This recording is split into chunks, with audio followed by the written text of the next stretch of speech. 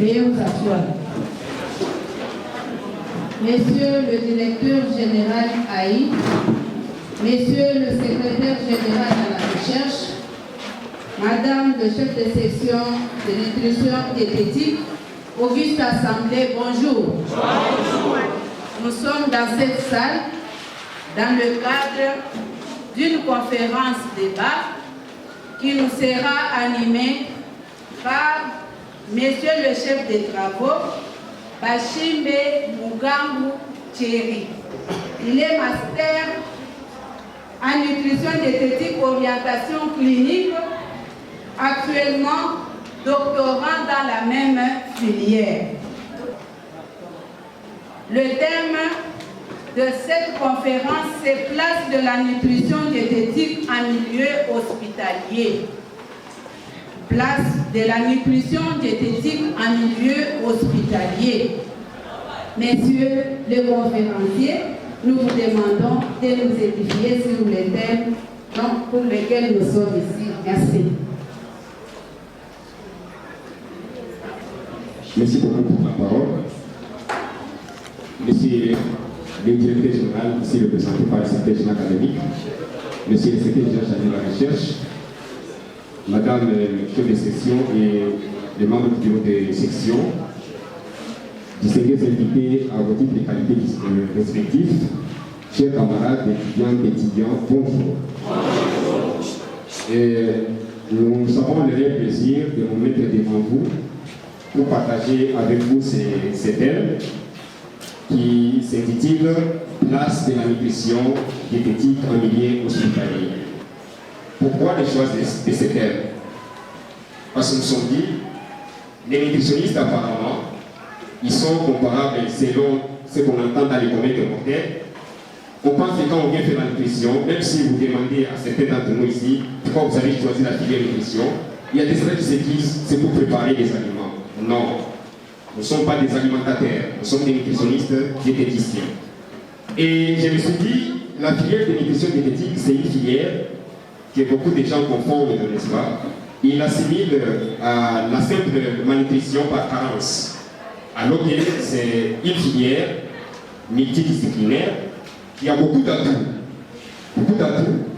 Pas seulement intervenir dans les milieux hospitaliers, mais aussi on peut intervenir en santé publique, dans les industries agroalimentaires, dans la recherche et même dans l'enseignement. Donc, c'est un domaine trop vaste.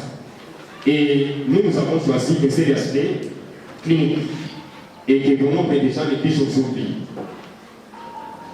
Alors, dans la présentation, nous avons quelques points à partager avec vous. Les premiers points, nous allons commencer par une introduction, une brève introduction. Après l'introduction, nous allons passer à quelques activités des nutritionnistes en clinique. Troisième élément, nous allons partager avec vous une présentation clinique. Nous allons conclure et présenter certaines suggestions. Alors, en guise d'introduction, retenons que l'homme, vous et moi, l'homme c'est une machine. Une machine, un système isolé, abandonné à lui-même. Et comme une machine, comme un système isolé, il a besoin, n'est-ce pas, pour sa survie, de certains nutriments, entre autres l'énergie et les matières pour son entretien, entretenir l'organisme, pour la croissance, pour la réparation et aussi de réparer la croissance, n'est-ce pas, de ces cellules. Il y a certaines cellules qui peuvent être endommagées soit par une maladie ou autre, et ces cellules doivent être aménagées, doivent être réparées. Vous pouvez continuer. Alors, en effet, qu'est-ce qu'on prend? On n'attend pas les termes de nutrition. La nutrition, en soi, il y a plusieurs définitions. J'ai retenu quelques définitions. C'est la transformation, l'utilisation des aliments dans l'organisme. Nous ne parlons pas de la nutrition en dehors de l'organisme. On ne peut pas parler de la nutrition si on n'est pas dans la cellule.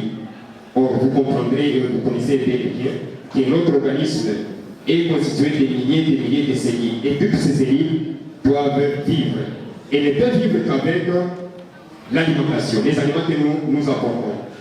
C'est un processus par lequel l'organisme utilise les aliments pour assurer leur vie, leur croissance, le fonctionnement normal des organes et des tissus, ainsi que la production d'énergie.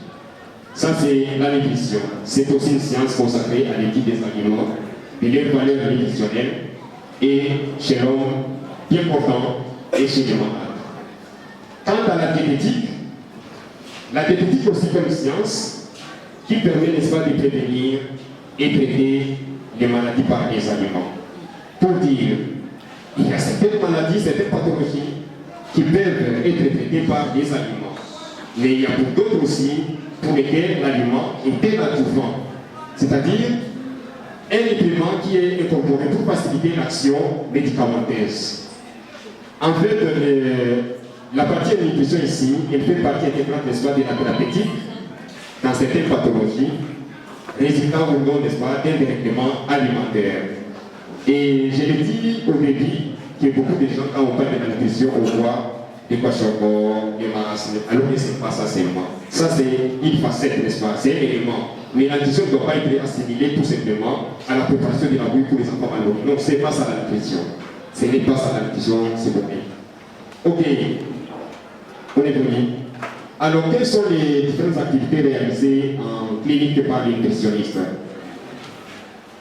Différentes activités sont réalisées dans les services et ces activités émanent des connaissances, des compétences, habilités spécifiques, n'est-ce pas, des nutritionnistes et des diététiciens pour réaliser les interventions nutritionnelles. Intervention nutritionnelle, évaluer l'état nutritionnel, élaborer un plan de soins et aussi réaliser une diétothérapie prescrite dans des cas spécifiques, dans certaines pathologies.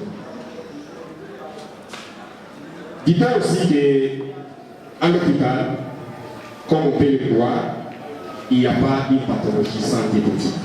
Ça, nous devons retenir. Il n'y a pas une pathologie sans la diététique. Pourquoi je l'ai dit?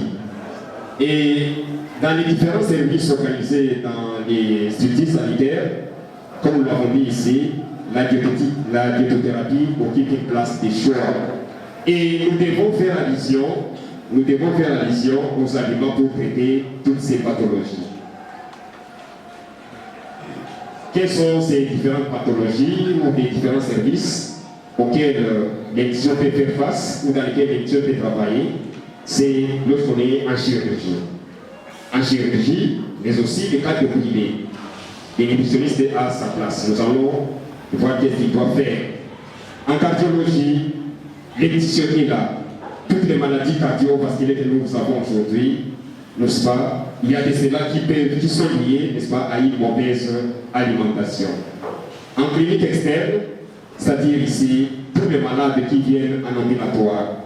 En ambulatoire, ils viennent avec des pathologies, et ces pathologies ici nécessitent une prise en charge adéquate de la nutrition. En endocrinologie, il y a certaines maladies liées à la chronopathie, les glandes endocrines, et que s'il y a une affectation, n'est-ce pas, à ce niveau-là, la nutrition peut aussi intervenir. En gastro-entérologie et chirurgie digestive, et ici, par exemple, beaucoup de gens vont dire que je souffre de la gastrite, n'est-ce pas? J'ai des ulcères, mais c'est une pathologie qui peut être liée aussi à une mauvaise alimentation. Je ne dis pas que c'est seulement ça la cause, je dis qu'il peut être lié, n'est-ce pas, à une mauvaise alimentation. Chez les personnes âgées, gériatrie, il y a des pathologies qui surgissent. Lorsqu'on avance en âge, l'organisme, n'est-ce pas, commence à avoir certains déficits nutritionnels et on peut arriver à présenter certaines pathologies. Qu'est-ce qu'on observe lorsqu'on est suffisamment avancé en âge? Le premier élément qui entre en ligne de compte, c'est qu'il y a chute des dents, n'est-ce pas? Il y a chute des dents, et quand les dents ne sont plus là, c'est que la personne ne va plus s'alimenter comme il se doit, n'est-ce pas? Qu'est-ce qui va arriver? La mastication, n'est-ce pas, ne sera pas aisée. Et dans le cas d'espèce, la démission peut s'installer parce qu'il n'arrive pas à mastiquer correctement les aliments. Non seulement ça, il y a des déficits nutritionnels, la carence ou les déficits en calcium, parce que l'organisme n'est plus à l'aise, n'est-ce pas, de synthétiser ou de retenir des calcium dans son organisme. Par conséquent, ostéoporose. On continue. En médecine interne, toutes les pathologies qu'on peut retrouver en médecine interne, il y en a plusieurs, n'est-ce pas? L'édition à sa place, mais il faudrait voir chaque pathologie, chaque cas particulier. Et en néphrologie, les maladies terrestres, n'est-ce pas? On entend parler ici des dialyses, maladies rénales, etc. Mais c'est lié à quoi? La nutrition intervient aussi. La nutrition intervient pourquoi? Parce que les protéines, si on n'arrive pas à éliminer, n'est-ce pas, ces déchets métaboliques, n'est-ce pas, peuvent se condenser dans les fonds, n'est-ce pas, et ne pas faciliter l'élimination, n'est-ce pas, de ces déchets. Et par conséquent, il y aura des maladies rénales qui vont surgir. En gynécologie obstétrique, très bien, très évidemment, c'est un cas aussi qui concerne les nutritionnistes, dans le sens que la vie, n'est-ce pas? La vie commence, notre vie, nous tous sommes passés par là, nous avons commencé par, quelque part, la grossesse, n'est-ce pas? L'évolution de la grossesse tout au long de la vie gestationnaire, l'évolution est compliquée. Pour que la grossesse, n'est-ce pas, se réalise normalement, se développe comme il se doit, il faut qu'il y ait un apport alimentaire suffisant. S'il n'y a pas l'alimentation ne vient pas, ne suit pas, il y a des pathologies qui vont se venir et comme conséquence, nos nutritionnistes, on s'est dit, deux éléments qui peuvent nous arriver, soit c'est l'état de la maman qui est détérioré, ou bien c'est l'état de l'enfant. Et quelle est la première conséquence chez l'enfant? Avoir des enfants prématurés. Et je ne vais pas me quereller avec les amis infirmiers, parce que pour eux, ils pensent que pour eux, quand ils finissent les prématurés, ils voient l'âge gestationnaire, n'est-ce pas? Mais moi, en tant que nutritionniste, je ne vais pas m'atteler beaucoup sur l'âge, je vois si le poids de naissance. Parce qu'il y a une certaine, n'est-ce pas, incompatibilité, et à ce moment, l'organisme est exposé à faire certaines maladies. Il y a plusieurs pathologies en gynéco-obstétrique, en oncologie. Oncologie, les cas de cancer. Mais tous ces cancers que nous avons aujourd'hui peuvent être liés, n'est-ce pas, aussi à une mauvaise alimentation. Tantôt, là, j'ai discuté avec les apprenants. Si la survenue de certains cancers, n'est-ce pas, liés à l'alimentation, il y a beaucoup de métaux lourds, n'est-ce pas, que nous ingérons, nous absorbons, ainsi de suite. Mais ils peuvent être liés à ça. Mais dans le cas d'espèce, qu'est-ce qu'il faut faire? Il faut une bonne nutrition. Qu'est-ce qu'il faut manger? Et c'est là où nous allons recommander que pour éviter, n'est-ce pas, qu'il n'y ait pas cette accumulation de tous ces métaux lourds, n'est-ce pas, dans les vaisseaux sanguins, il faut consommer des fruits. Les fruits qui contiennent, n'est-ce pas, des antioxydants. En pédiatrie, chez les enfants, c'est très fréquent, n'est-ce pas? Il a été documenté qu'un enfant qui a été alimenté comme il se doit dans les 5 premières années, il peut éviter certaines pathologies. Et moi, je mets l'accent beaucoup plus ici sur les premiers aliments que nous consommons. Tout le monde est passé par là. Et c'est le seul aliment au monde qui peut couvrir les besoins nutritionnels d'une personne. C'est quoi? C'est l'aliment maternel, le lait maternel. C'est le seul aliment qui peut couvrir les besoins nutritionnels d'une personne pendant un âge. Et l'enfant jusqu'à 6 mois, il doit être nourri au sein. Et lorsqu'il est nourri au lait maternel, il est possible que cet enfant-là ne tombe pas malade. Ça va? Il ne va pas tomber malade comme il se doit. Mais il tombe malade lorsqu'on commence à introduire d'autres aliments. Et comme on ne sait pas maintenir l'hygiène, la gastroentérite peut se présenter, les infections, etc. Et ça peut exposer l'enfant vers un retard de croissance ou la malnutrition. Ok, il y a la psychiatrie qui est très importante aussi, qui nous intéresse, parce que nous n'allons pas nous dire ici que nous devons travailler à vache clos, n'est-ce pas? Nous travaillons, c'est ça en soi, car il y a la politique, n'est-ce pas, des systèmes LFD. Nous n'allons pas travailler seuls, mais nous devons travailler en équipe.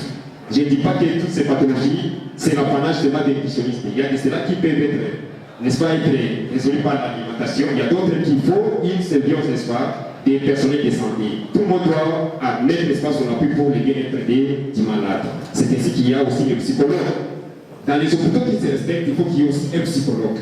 Mais vous allez me dire, mais il n'est pas domaine médical. Mais oui, il y a certaines maladies, on peut aussi les guérir par la psychologie. Et donc, pour le moment, c'est la multidisciplinarité. L'interdisciplinarité et la multidisciplinarité. On ne travaille pas seul. Ce n'est pas ce qu'on disait auparavant, ça c'est mon malade. Personne n'est malade, il ne peut s'approprier malade. Mais c'est tout le monde qui doit amener sa part, n'est-ce pas, de contribution pour que les malades, n'est-ce pas, se rétablissent. Les soins palliatifs. Ça, c'est très important. Nous devons accompagner les malades jusqu'à la mort. Il y a des ceux-là qui présentent des pathologies incurables. Mais lorsqu'il s'agit d'une pathologie incurable, vous n'allez pas laisser cette personne. Il y a des ceux-là, on commence à les mettre à l'écart. C'est comme si on les isolait. Alors qu'ils ont besoin, n'est-ce pas, d'être accompagnés d'une alimentation. Et l'alimentation, pour nous, pour ces cas ici, ça doit être un plaisir. Un plaisir pour qu'ils se sentent être considérés dans la société et qu'il a encore la vie, droit à la vie. Soutien nutritionnel. Les soutiens nutritionnels ici, c'est pour certaines pathologies, par exemple les PVH, les tuberculés, etc. Mais nous devons aussi, il faut qu'il y ait un soutien nutritionnel. S'il n'y a pas un soutien nutritionnel, qu'est-ce qui va arriver? L'état nutritionnel va se dégrader davantage. Alors, j'ai présenté quelques cas qui peuvent nous intéresser, mais s'il faut entrer en détail, je vais passer plus vite, n'est-ce pas? Pour chaque cas, qu'est-ce qu'on peut et se peut faire dans chaque cas ici? Alors, les premiers éléments qui arrivent lorsqu'il y a un cas qui se présente, nous avons dit ici, il faudra chercher à évaluer l'état nutritionnel des malades. Et l'évaluation de l'état nutritionnel des malades ici va nous amener, n'est-ce pas, à apprécier son état physiologique, physiopathologique et son état nutritionnel. Ce qui va nous conduire à adopter les modes d'alimentation. Est-ce les malades, vous allez l'alimenter par la voie buccale, par la bouche? C'est une alimentation féroce, n'est-ce pas? Est-ce vous allez utiliser le gavage? C'est l'alimentation entérale. Ou bien vous allez utiliser la voie veineuse? C'est la voie parentérale. Donc les modes d'alimentation et fonction, n'est-ce pas, de l'évolution de chaque malade et de sa physiopathologie. Et donc, nous avons intérêt de privilégier beaucoup plus la voie buccale. Mais dans les communes des mortels, à la cité, lorsque vous voyez un membre des familles qui est nourri par la sonde, il y a des gens qui commencent déjà à désespérer. Est-ce qu'il va se rétablir? Mais c'est une forme d'alimentation. C'est clair?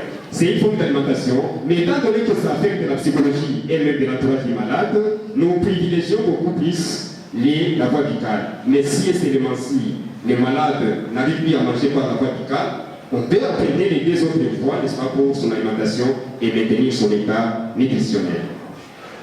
Et en cas de brûlure, nous devons aussi reconnaître ici que dans tous ces gouvernements de voir comme pathologie ici, les comportements de nutritionnistes à l'hôpital, il est des seuls personnels de santé, n'est-ce pas, à part les médecins qui peuvent prescrire.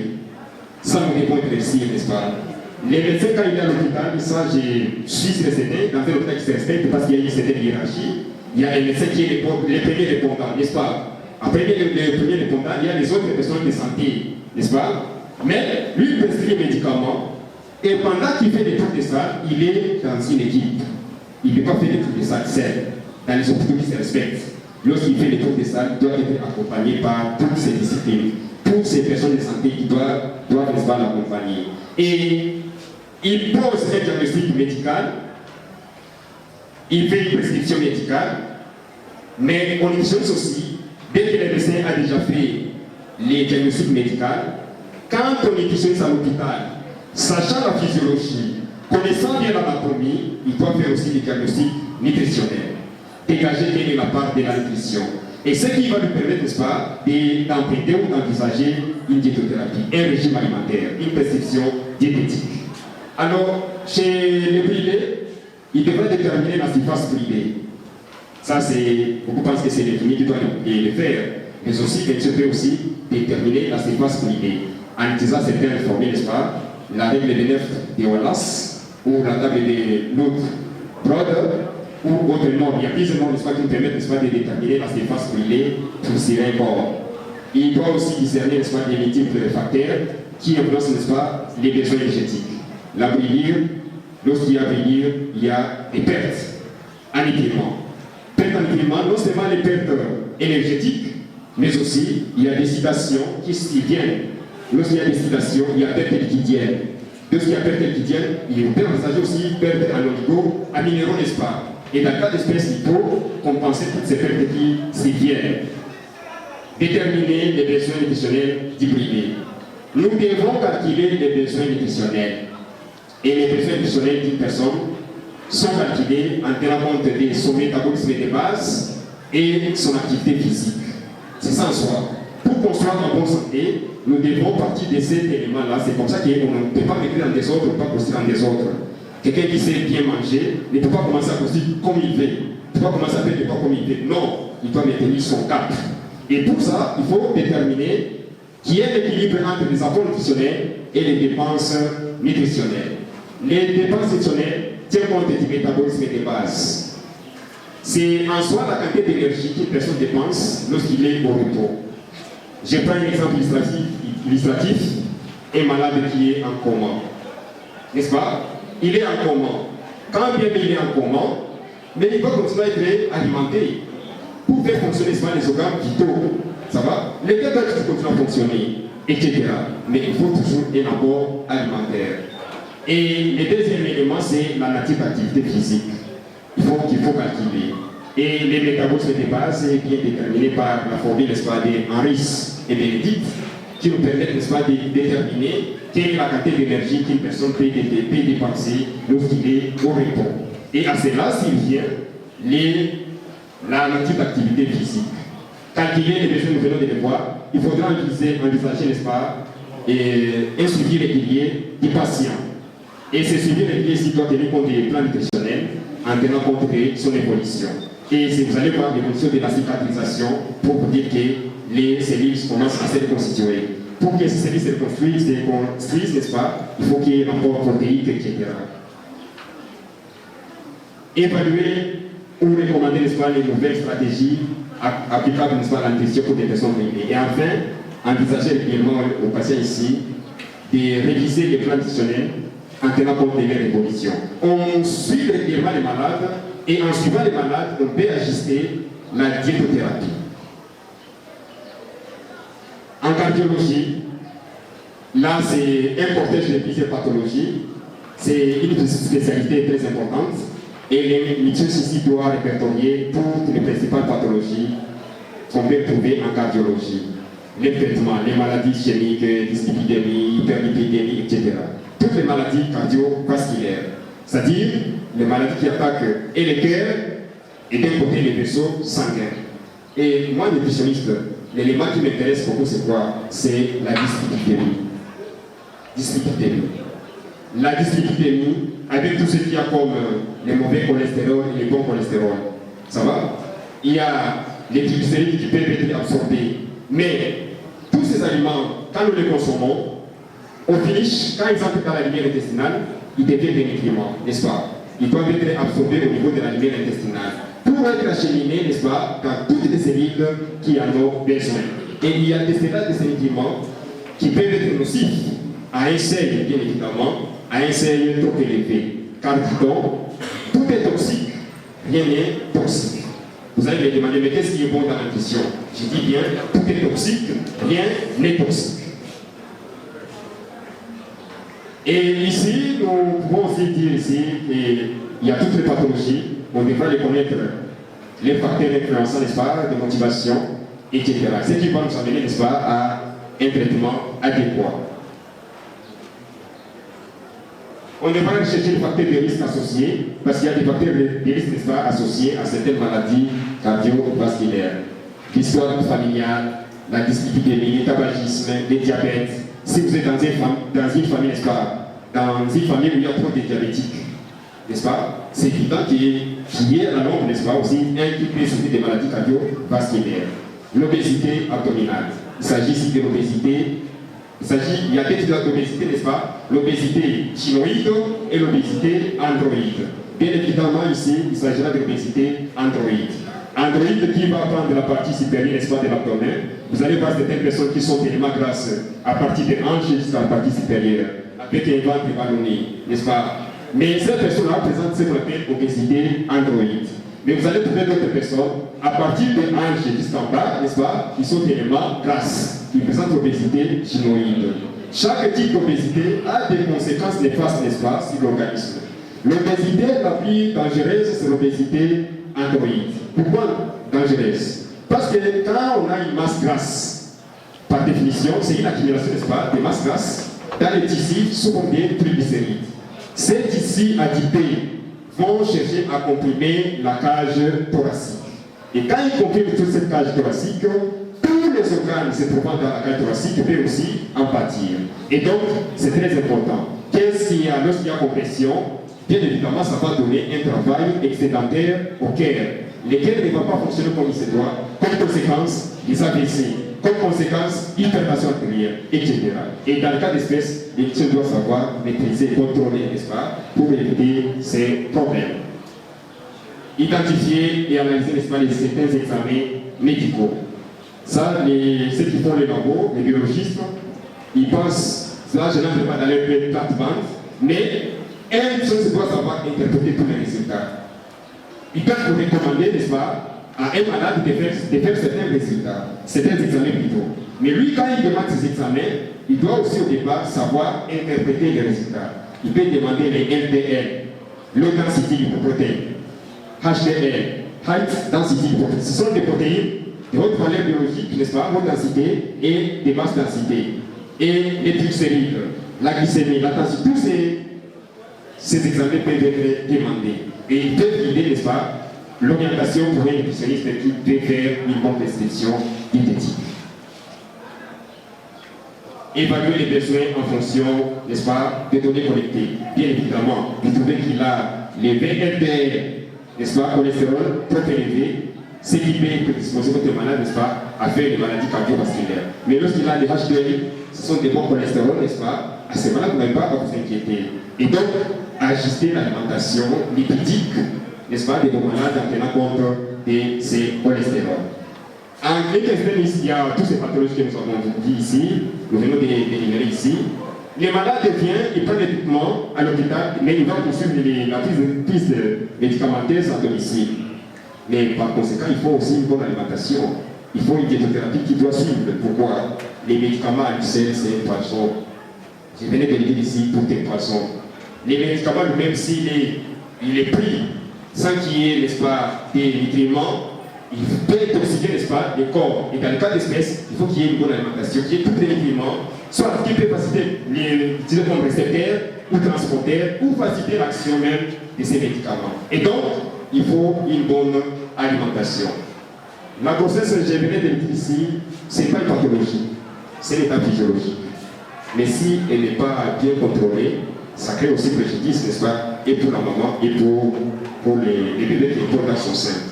Les cas des anémies nutritionnelles. Toute anémie n'est pas d'origine nutritionnelle, mais il y a des anémies nutritionnelles qu'on peut éviter par l'alimentation.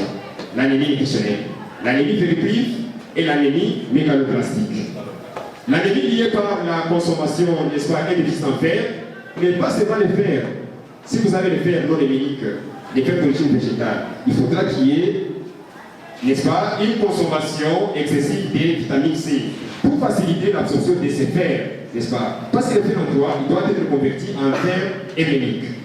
Et l'objectif ici, c'est que ces fers que nous avons consommés devra être liés, n'est-ce pas, à l'hémoglobine pour transporter quoi? L'oxygène.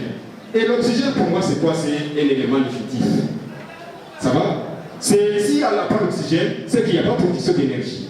Et ça, nous le savons très bien comme scientifique, n'est-ce pas? C'est qu'il n'y aura pas de production d'énergie. Parce que dans la cellule, l'oxygène que nous avons inhalé, qui doit passer par les foies, n'est-ce pas? Par les foies, effectivement, il doit être transporté, n'est-ce pas? Dans les cellules, en passant par l'hémoglobine. Cette hémoglobine, n'est-ce pas? Doit aussi transporter, n'est-ce pas? Et je disais, doit être transporté dans les cellules pour arriver au niveau des cellules. Alors je disais ici, j'ai versé au lieu de parler des poumons, j'ai parlé des foies. C'est les poumons, n'est-ce pas? Et parce qu'il y a les échanges gazeux, n'est-ce pas? Il y a les échanges gazeux qui se font au niveau des poumons. Excusez-moi, j'ai versé, j'ai parlé des foies, des poumons, n'est-ce pas? C'est au niveau des poumons. Et arriver à transporter cet oxygène dans les cellules, n'est-ce pas? Pour quelle finalité? C'est pour produire l'énergie. Ça va? Il faut qu'il y ait oxydation de ces molécules énergétiques. Et avec tout ce qu'il y a comme réaction de chimique, métabolisme, catabolisme, tout ça, les catabolismes bien évidemment, il faut qu'il y ait la dégradation de ces molécules énergétiques pour nous amener à produire l'énergie. Tout ça se passe où? Dans la cellule. Mais s'il n'y a pas cette énergie, cet oxygène, qu'est-ce qui va arriver? Il y a beaucoup d'acidose, métaboliques qui vont se présenter, les acides lactiques, etc.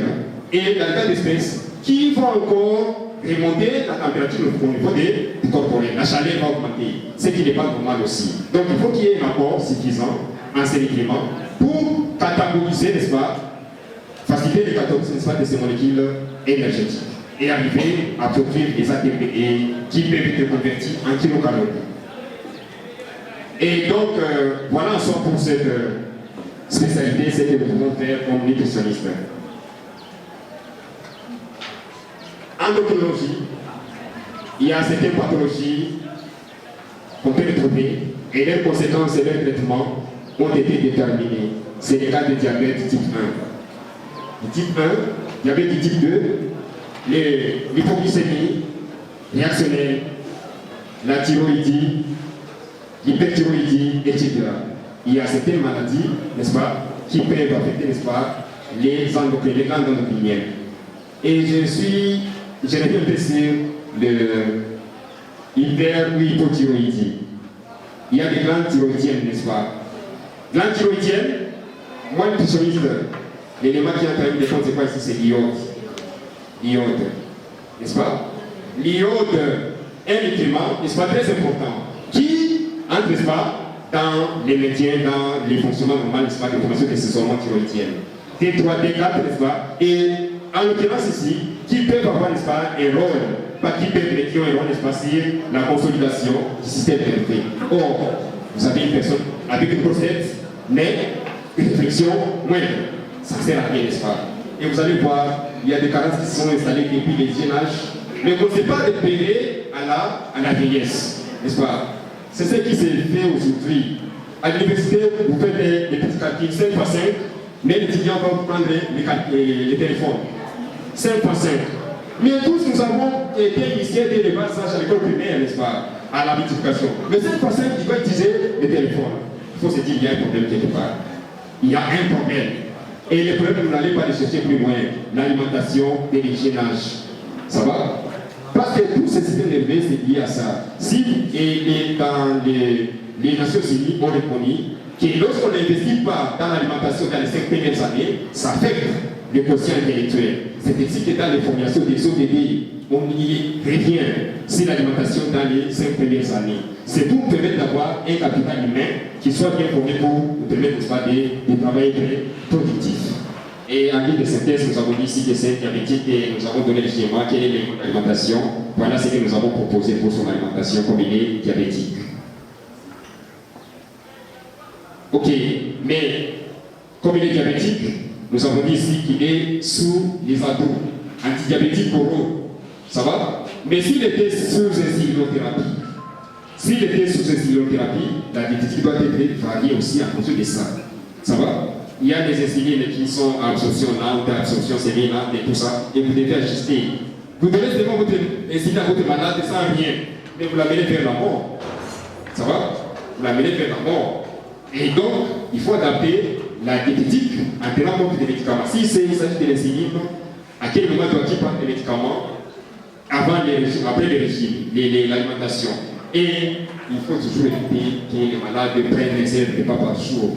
Il faudra fractionner les repas. Pourquoi on doit fractionner? Parce qu'on doit éviter les hypoglycémies.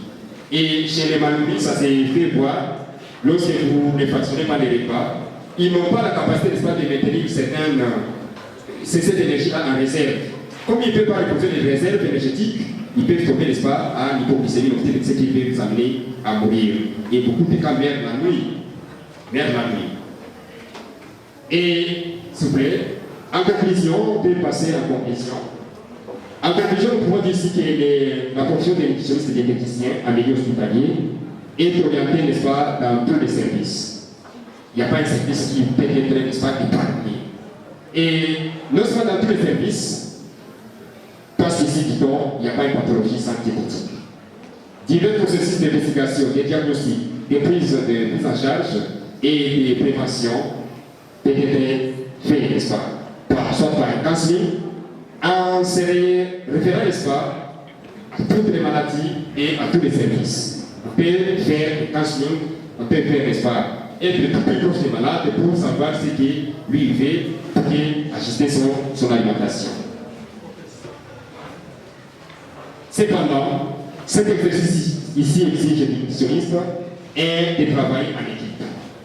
Il ne peut pas travailler seul, il doit travailler en équipe. Soit pluridisciplinaire ou interdisciplinaire avec les autres. Lorsque vous avez été dans un hôpital, vous avez trouvé qu'il y a des cas, discuter avec les autres confrères dans votre service. Voilà ce que nous avons trouvé. Voilà ce que moi je vais proposer. Est-ce qu'il y a des ajustements qu'on peut réaliser? Pluridisciplinaire avec d'autres personnels de santé, avec les médecins. C'est ça en soi l'idéal ici à l'hôpital. Personne ne peut se dire que ça, c'est moi, mon malade de scène, je vais faire ce que je veux. Non, ça n'existe pas. Cette histoire est déjà dépassée. Nous devons travailler en collaboration, tout en respectant, n'est-ce pas, les spécificités de chaque personne. Et, ok, je disais qu'il faudrait le faire en tenant compte de ces éléments. On est poli. Et comme suggestion, nous avons pensé à recommander aux nutritionnistes, n'est-ce pas, et prendre conscience de la profession dont ils sont appelés à faire, que c'est une profession noble. Une profession noble, vous n'allez pas seulement dire que vous allez rester à l'hôpital, mais vous pouvez faire aussi, comme je l'ai dit, n'est-ce pas, travailler ailleurs. Et aux autorités qui sont présentes, n'est-ce pas, dans la salle, moi j'ai pensé que c'est aussi, pour moi, une façon de faire ce plaidoyer. À nos autorités, n'est-ce pas, qui sont dans la salle, de faire des plaidoyers. Pourquoi les plaidoyer ici? Je venais de réaliser une mission ici. Une mission ici dans le cadre de la Banque mondiale pour l'audit du Pronamit. Et nous avons trouvé que dans les Kasaï, ici présentement, les munitions ne sont pas utilisées. Quand vous voyez dans toute la province, à part la coordination provinciale de nutrition, il n'y a pas de nutritionniste. Il n'y a pas de nutritionniste et dans les zones de santé et dans les hôpitaux. Mais qu'est-ce qui se passe alors qu'il y a beaucoup de gens qui sont formés ici? C'est pour ça que j'ai pensé que si les autorités peuvent faire ces plaidoyers, parce qu'ils sont, c'est les autorités, c'est partenaires clés, n'est-ce pas, dans tous les secteurs. Enseignement supérieur, ministère de l'Agriculture, ministère de l'Éducation, etc. Peuvent faire plaidoyer, d'intégrer, d'engager les nutritionnistes. Il y a beaucoup de cas, beaucoup de personnes mères en hôpital, il n'est pas dit parce qu'on n'a pas fait tout. Non, c'est parce que l'aspect nutritionnel a manqué. Les médecins voulaient là, ils s'est mis dans le médicament, ça passe. Et quand il a prescrit, il sait qu'il a prescrit mon équipe. Mais l'alimentation, est-ce qu'elle a été bien suivie? Ça va? Et donc c'est pour moi un plaidoyer qui devrait être fait à partir de nos autorités ici, dans tous les secteurs, à toutes les autorités politiques administratives et surtout sanitaires, pour engager les nutritionnistes à tous les niveaux, pour faire face à ces bleus nutritionnels qui nous guettent. Et j'ose croire, je l'ai dit, nous sommes parmi les provinces aussi qui a un taux élevé de malnutrition aiguë, non seulement aiguë, mais aussi chronique. Et donc nous devons faire face à ces problèmes. Voilà en soi ce que nous avons pensé faire. J'ai dit et je vous remercie. Merci, monsieur le conférencier. Vu la pertinence de cette matière, en tout cas, elle mérite encore une forte acclamation.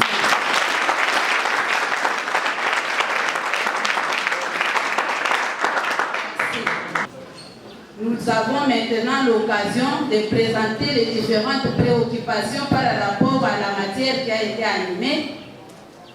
Dans un premier temps, nous pouvons recevoir 5 questions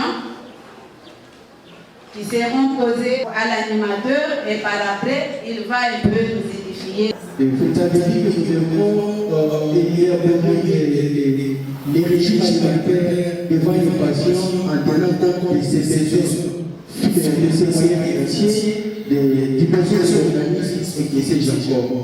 Mais il se peut que notre patient qui passe à l'opération, comme d'autres personnes se disent, qui ignorent la connaissance esthétique et nutritionnelle, disent que cette personne-là ne doit pas manger. Et faire la dite doit plus prendre l'idée avant l'opération. Mais dans la thérapie que nous avons venue devant cette personne convalescente, nous allons attendre jusqu'à tel point que l'opération soit nécessaire. Mais nous ignorons que dans les rectums, peut-être il n'y avait rien. Tout reviendra les aides que nous allons attendre pour lui prescrire l'aliment. Parce que plus les patients traînent, plus Les patients peuvent donner des faits. C'est pourquoi nous voudrons que vous puissiez envoyer un peu les recherches. Ça pourra nous édifier. Et si vous avez d'autres questions, au couloir, Je suis en train de vouloir savoir pourquoi et comment alors le plan, du plan, le oui, merci beaucoup. Je suis retrouvé dans les disciples, je suis peuvent se retrouver dans l'alimentation d'un malade en milieu hospitalier. Félicitations. Et en deuxième préoccupation, j'étais quelle est votre attitude des OGM? Parce que vous parlez de maladies cardiovasculaires, vous avez OGM en milieu de cancer, dans la nutrition, dans l'alimentation des malades. Et quel conseil vous donnez en pratique aux habitants de la ville de Canada pour éviter le métaux lourd, le plomb, le cuivre, le cadmium, qui sera à l'origine des cancers et des maladies cardiovasculaires? Merci. Les choses que Travaux a dit, il n'y a pas une pathologie sans diététique. Et donc, à la clinique, quel est l'impact d'une diète dans les soins palliatifs chez un patient souffrant de diabète et de l'obésité? D'autres questions pour vous? Moi, c'est M. Isaac Kobo, sage-femme. Nous sommes un gynéco-obstétrique. Le conférencier nous a parlé de la prématurité. Il a dit, selon lui, la prématurité n'est pas liée à la gestation ou à la période de la gestation, mais sinon au poids corporel. Et je voudrais que vous puissiez nous donner un peu de lumière pour une femme qui a bien suivi le règle nutritionnel et qui donnerait naissance à un enfant qui a un déficit staturo-pondéral. Merci. Merci de toutes vos préoccupations. Nous repassons le micro au conférencier. Monsieur le conférencier, vous avez la parole. Ok. Je reviens un peu sur les préoccupations. Merci beaucoup pour l'attention que vous avez manifestée pour cette présentation de prévention. Cela montre, n'est-ce pas, la pertinence du sujet, n'est-ce pas? Et c'est aussi celle qui nous est lancée. Alors, les premiers intervenants, ils venaient de me poser la question de savoir quelles sont les précautions, n'est-ce pas, en cas d'opération. Et surtout chez un malade, n'est-ce pas, parce que j'ai dit ici, quand est-ce qu'il faut faire manger les malades, quand est-ce qu'il doit boire, n'est-ce pas? C'est ça, n'est-ce pas? Alors, j'ai dit ici qu'il peut boire après avoir émis les gaz, n'est-ce pas? Il peut manger qu'après avoir émis les sels. Alors il me dit, comment se fait-il que ces malades-là, ils doivent mettre les sels alors qu'il n'a pas mangé? Oui, je prends un exemple illustratif chez un enfant qui est dans l'essai maternel, n'est-ce pas? L'essai maternel, un enfant quand il est, nous disons qu'il faut donner les cholestérol, n'est-ce pas? Les cholestérol, cet enfant-là, il était dans l'essai maternel. Il mangeait là-bas, n'est-ce pas? Il mangeait pas par la voie buccale, mais en passant par les cordons buccales et je pense, n'est-ce pas? Mais cet enfant, pourquoi on exige qu'on lui donne les cholestérol? C'est parce que ces cholestérol-là, moi, en tant que nutritionniste, je vais les prendre comme un laxatif. Il va permettre la expédition, n'est-ce pas, des mécaniums. C'est clair. Mais ces mécaniums-là viennent d'où? Alors qu'ils ne mangeaient pas par la bouche. Pour que ça trouve dans les intestins. Ça va? Bon, je reviens sur les cas de l'opéré ici, n'est-ce pas? Est-ce que vous avez fait une opération sur un côlon vide? Parce que ça aussi, avoir fait le gène, n'est pas à dire, est-ce que vous connaissez quelle est la durée de séjour des aliments dans les tubes digestifs? Dès que vous avez mangé, les aliments ne sortent pas directement. Ils séjournent. Et votre gène, le malade a été soumis à gène à quel moment? Pour dire, il peut ne pas manger directement, mais il a mangé hier, il a mangé avant-hier, il y a toujours des résidus qui vont rester. Tous ces nutriments ou tous ces déchets métaboliques, n'est-ce pas, ne sortent pas au même moment. Ça va? Et vous êtes sans ignorer avec moi que lorsque tous ces nutriments qui n'ont pas été absorbés ça doit passer par les tractus n'est-ce pas, intestinales. Au niveau de l'intestin, les colons ascendants, les colons descendants, les colons transverses, sigmoïdes, c'est tout un parcours, n'est-ce pas?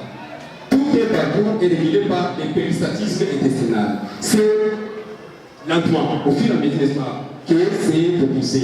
Mais si vous pensez que vous avez fait la vache, vous avez évité tout, je comprendrai que vous avez votre, n'est-ce pas, intervention sur un colon vide. Mais ce n'est pas dans n'importe cas où, n'est-ce pas, avant que si l'intervention va prendre, n'est-ce pas, contre les intestins ou les gros intestins, n'est-ce pas, que vous allez éviter tout. C'est clair.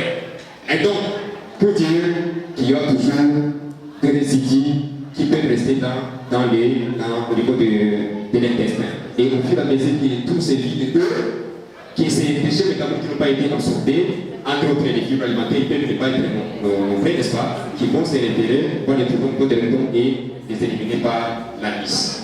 Je ne sais pas si j'ai atteint votre attention.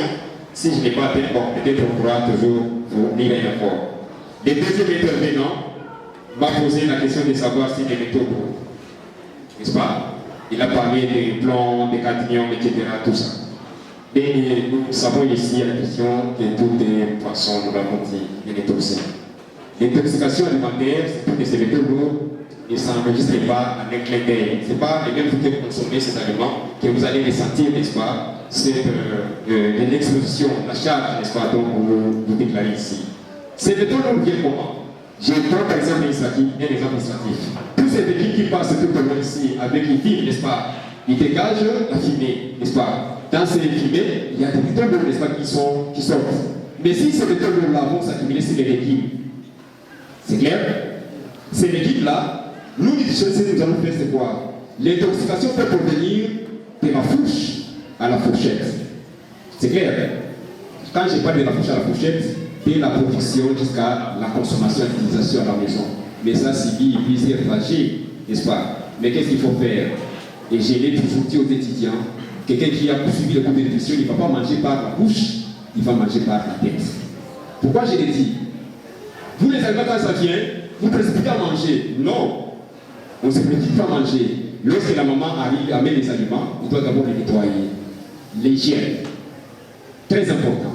Nous devons maintenir l'hygiène, on doit nettoyer ces aliments. Nous devons bien les laver, parce qu'il y a certains métaux qui sont, ceux qui étaient, n'est-ce pas, superficiellement, ils peuvent s'éliminer. Mais ceux qui ne s'éliminent pas, la cuisson, la température. Quelle est la température de cuisson que nous utilisons? Il y a d'autres qui peuvent être aussi, n'est-ce pas, être éliminés par la température.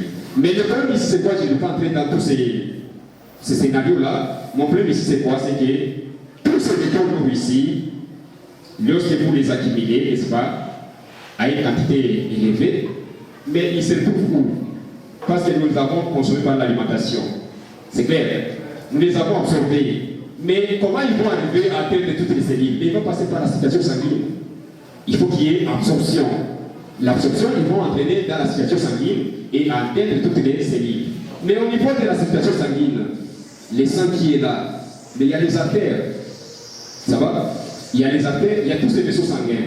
Et l'accumulation de tous ces métaux peuvent arriver à former les athéromes. Ça va? Ces athéromes-là, à une concentration élevée, donc ils s'accumulent, mais c'est ce qui va amener, n'est-ce pas, les cœurs qui est le moteur, qui doit propulser le sang dans tous les corps. Il doit fonctionner à un rythme bien déterminé. C'est pour ça qu'il y a des débits cardiaques, etc. Mais lorsque c'est au-delà, c'est que vous amenez votre cœur à travailler anormalement, comme il devait travailler. Il doit propulser les corps. Mais tout ce qui est dans les vaisseaux sanguins, il y a l'accumulation de ces métaux lourds. C'est clair? Il y a l'accumulation, mais le sang ne va plus travailler, fonctionner comme il ne va pas circuler. Or, quelle est l'importance ici? Le sang qui est généré dans toutes les cellules, c'est pour aller nourrir ces cellules. Mais il ne se peut nourrir. Donc d'abord, on va se venir à certaines cellules. Donc, plusieurs, au fur et à mesure qu'on les consomme, ils s'accumulent, ils vont former les athéromes. Alors, il y a l'attitude d'attendre dans les cas d'exogène, organismes génétiquement modifiés, surtout en milieu hospitalier ici. Mais c'est ce que nous disons ici. Ces organismes génétiquement modifiés, ça va? Ce sont, on joue sur certains organismes, n'est-ce pas? On va modifier la présentation d'un élément, d'un aliment, etc. Par exemple, le maïs, n'est-ce pas? On peut utiliser cette hormone pour faciliter la croissance, etc. Donc, juste la maturité de ces graines-là. Mais les éléments qu'on a incorporés lors de l'absorption, ils peuvent aussi s'accumuler et s'interrompre à la longue. Ça va? Et donc, c'est comme ça que nous nous recommandons de consommer bio. Ça va? Pourquoi nous ne pouvons pas être naturels? Nous avons tout ici. Mais ce qui est fait et se mettre uniquement modifié était beaucoup plus fait, n'est-ce pas, pour les bétails. C'est là qu'il y a les éleveurs. Ils mettaient ce n'est-ce pas, la multiplication de ces semences, tout ça pour nourrir les bétails. Mais nous, étant dans les pays sous-développés, on clamait ces aliments modifiés, alors qu'ils étaient destinés pour les animaux. C'est clair. Mais quelle est la conséquence? La genèse de tous ces pathologies ici. Au début, je l'ai dit ici, même l'alimentation. Le fait de consommer ça, ça va perturber tout le fonctionnement de l'organisme. Au début, là, s'il faut utiliser moins de traitement papa, les filles, n'est-ce pas? Je prends l'exemple chez les filles que nous avons ici. Au début, là, la fille, pourquoi c'est qu'elle fait, on doit attendre, n'est-ce pas, un certain âge.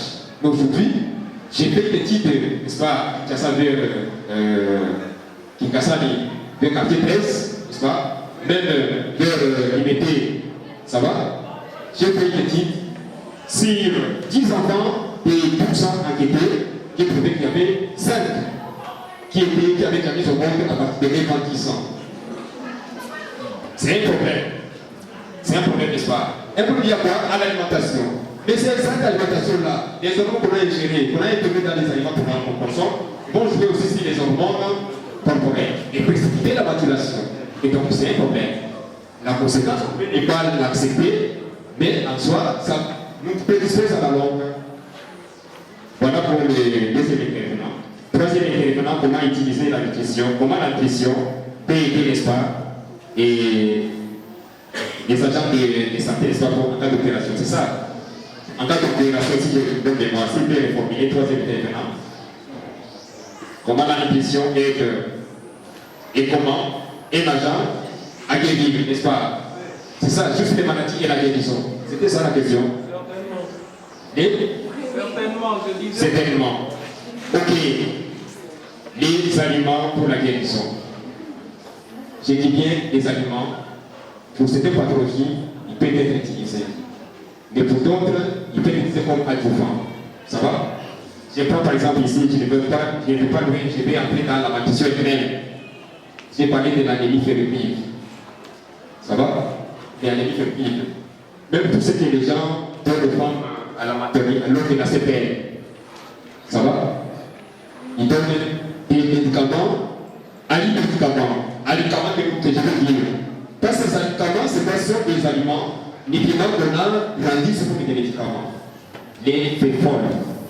Ça va? On donne des comprimés des fers-folates. Mais qu'est-ce qu'il y a dans les fers-folates? L'acide folique et les fers. Ce sont des nutriments pour moi. C'est clair. Ce sont des nutriments qui sont donnés pour faire face à l'anémie. C'est clair. Qu'est-ce qu'on a utilisé là-bas? Ce sont des nutriments. Mais chaque semaine, la composition de présentation pour rendre, n'est-ce pas, des compriments. C'est clair. Alors, j'étais en train de me dire une chose. En cas de maladie, j'ai pratiquement des anémies, de la nutrition. J'ai réfléchi avec des amis qui sont en nutrition, c'est à midi, les plantinates que nous donnons ici. Mais je suis mal à l'aise dans toutes les salles quand je suis dans les salles de classe, je trouve les sachets des plantinates. Je suis mal à l'aise en tant que nutritionniste. Alors j'ai dit ici, nous avons les centres de rééducation nutritionnelle, il y a des maladies à l'auditoire, pourquoi? Et moi, ça me met mal à l'aise en tant que nutritionniste.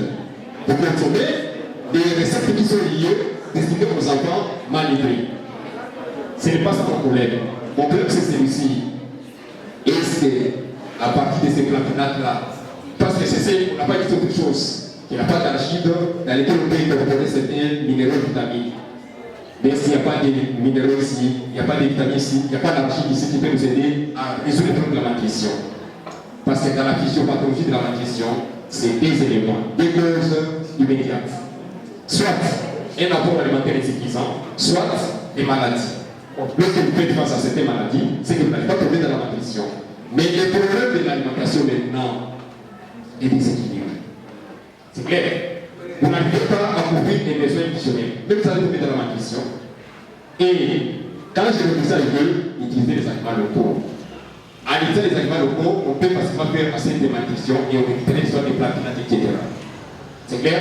C'est comme ça qu'ils sont la promotion là-bas. Ils doivent les familiariser à utiliser les aliments que nous avons localement ici. Comment mettre sur pied certaines recettes qui peuvent faire face à ces problèmes nutritionnels.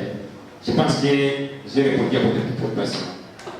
Alors, les derniers intervenants, l'avant-dernier, les pas testants de la diète sur un soin palliatif. N'est-ce pas? Soin palliatif. Il y a de ces gens-là qui souffrent de maladies chroniques incurables. Ça va? Et là, l'hôpital de médecins a oublié celui-ci, même si je faisais tout, n'est-ce pas? Il ne va pas guérir. Écoutez, qui que vous soyez, et je vais peut-être demander à couper, il n'y a pas quelqu'un qui est autorisé au monde de donner à l'autre la mort. Donc l'euthanasie est strictement interdite. C'est clair? Aucune religion au monde n'accepte de donner la mort à qui que ce soit. Aucune pensée, n'est-ce pas, scientifique, n'autorise de donner la mort à qui que ce soit.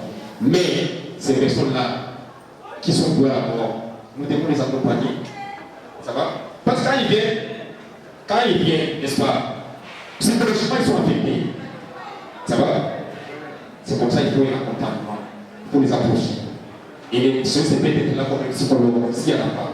Il va te dire que vous êtes d'accord et nous avons besoin de vous. L'alimentaire peut vous aider à faire quelques jours. Et pour lui qui avait déjà enlevé ces sentiments-là, n'est-ce pas? Parce que quand il a déjà quelque chose, ça le met à présenter une anorexie qui peut perturber. Et donc, il faut mettre cette inappétence-là en le faisant voir l'importance de la nutrition.